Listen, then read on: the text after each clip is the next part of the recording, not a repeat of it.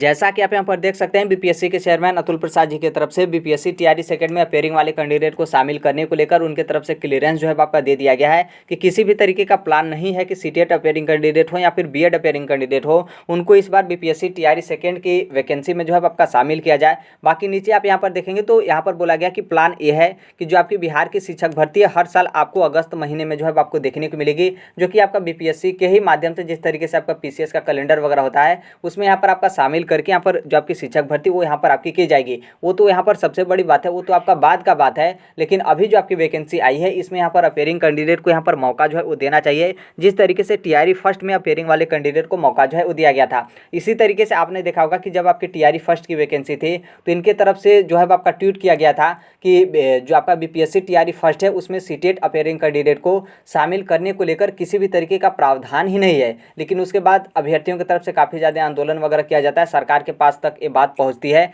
तो फिर CTET appearing candidate को भी जो है वो टीआरई फर्स्ट में मौका जो है आपका दे दिया जाता है। जो कि आपने देखा होगा कि टीआरई फर्स्ट में जो आपकी वैकेंसी थी वो आपकी प्राइमरी की वैकेंसी थी, जो कि प्राइमरी में सीटेट अपेयरिंग वाले कैंडिडेट को शामिल भी नहीं किया जाता। उसके बाद भी सीटेट पास अभ्यर्थियों की संख्या काफ़ी ज़्यादा थी। लेकिन यहाँ पर क्या है कि बीपीएससी टीआरई सेकंड में आपने देखा होगा कि जो सीटेट पेपर 2 है वो यहाँ पर पास अभ्यर्थियों की संख्या काफ़ी ज़्यादा कम है। आपने इसके पहले का जो आपका पीछे का सीटेट का एग्जाम हुआ था उसका आपने रिजल्ट देखा होगा तो लगभग आपके 5000 के लमसम टोटल बिहार में सीटेट पेपर 2 एग्जाम जो है क्वालिफाई अभ्यर्थी थे, और उसमें से भी 5000 में से भी बहुत सारे अपना बीएड में एडमिशन अभी स्टार्टिंग में किए होंगे, बहुत सारे डीएलएड में अपना स्टार्टिंग में एडमिशन लिए होंगे, बहुत सारे ऑलरेडी जो सीटेट पेपर 2 एग्जाम क्लियर किए होंगे, उसके बाद भी नंबर बढ़ाने को लेकर जो है वो सीटेट पेपर 2 का एग्जाम जो है वो दिए होंगे। हालांकि अभी भी जो आपका सीटेट पेपर 2 है वो पास अभ्यर्थियों की संख्या काफ़ी ज़्यादा है, लेकिन आप देखेंगे जो आपका प्राइमरी का जो सीटेट होता है या फिर बीटेट तो आपका 2017 के बाद हुआ ही नहीं है, तो सीटेट ही आपका यहाँ पर ज़्यादा है,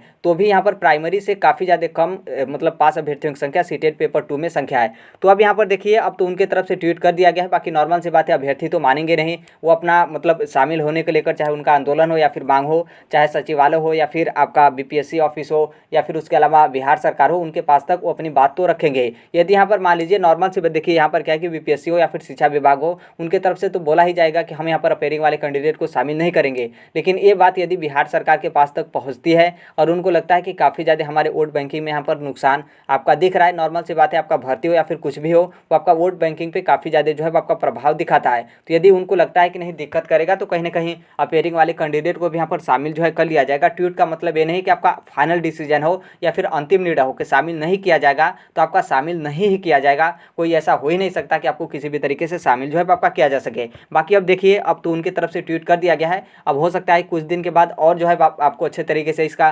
क्लियरेंस जो है आपको देखने को मिल जाए। बाकी यहाँ पर